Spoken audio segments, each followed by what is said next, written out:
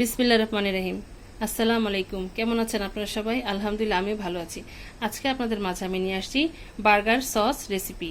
তো আমার সাধারণত যেসব সসগুলো আমরা স্যান্ডউইচ বা বার্গারে ইউজ করে থাকি, তো আমি আপনাদেরকে সেভাবে করে দেখাবো আমি যেভাবে করি। এখানে আমি দুটো ডিম নিয়ে নিয়েছি, দুটো ডিম আছে এখানে।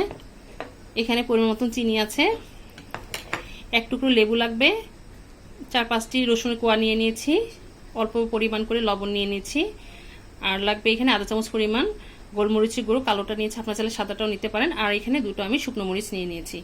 আর লাগবে সয়াবিন তেল আর টমেটো সস। তাহলে চলুন আপনাদেরকে তৈরি করে দেখাই। এখন আমি ব্লেন্ডারে জগের মধ্যে আমি এরকম একটি ব্লেন্ডারে জগ নিয়ে নিয়েছি। এর মধ্যে সর্বপ্রথমে আমি যে ডিমগুলো আছে সেটা এর মধ্যে দিয়ে দিচ্ছি। বিসমিল্লাহির রহমানির রহিম। ডিমগুলো দিয়ে দিলাম। এখন পরিমাণ করে যে চিনিগুলো দেওয়া আছে সেটা দিয়ে দিচ্ছি এর মধ্যে। চিনিগুলো দিয়ে দিচ্ছি। এখানে আমি পরিমাণ করে সয়াবিন তেলটা নিয়েছি। এখানে আপনার ডিমের অনুযায়ী সয়াবিন তেলটা দিয়ে নেবেন।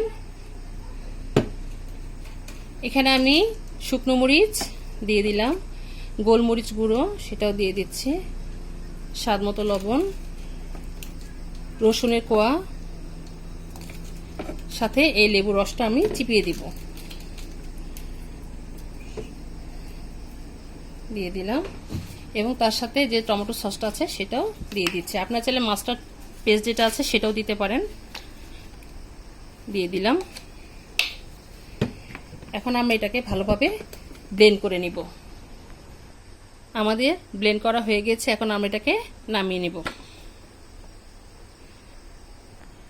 তৈরি হয়ে গেল আমাদের মজাদার বার্গার সসের রেসিপি। মাশাআল্লাহ, আলহামদুলিল্লাহ, দেখুন দেখতে কত ভালো লাগছে। এটা খেতেও ভীষণ মজা, অনেকটা ক্রিমি হয়েছে।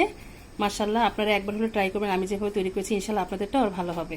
আমি এর উপর দিয়ে একটু টমেটো সস একটু সৌন্দর্যের জন্য দিয়ে দিয়েছি। তো আমার এই বার্গার সসের রেসিপিটা আপনাদের কাছে কেমন লেগেছে আমাদেরকে অবশ্যই কমেন্ট করে জানাবেন। আর এই সস আপনারা যে কোনো এয়ারটাইট বক্সে, ছোট বক্সে বা যে কোনো বয়মে আপনারা 1 সপ্তাহ পর্যন্ত রেখে এটাকে আপনারা খেতে পারবেন। তো আমার এই রেসিপিটা আপনাদের কাছে কেমন লেগেছে অবশ্যই আমাদেরকে কমেন্ট করে জানাবেন। আর আমার জন্য দোয়া করবেন, আমি যেন আপনাদের মাঝেরও রেসিপি নিয়ে আসতে পারি। তো আজ এই পর্যন্তই। আপনারা যে যেখানে আছেন ভালো থাকেন, সুস্থ থাকেন। আল্লাহ হাফেজ।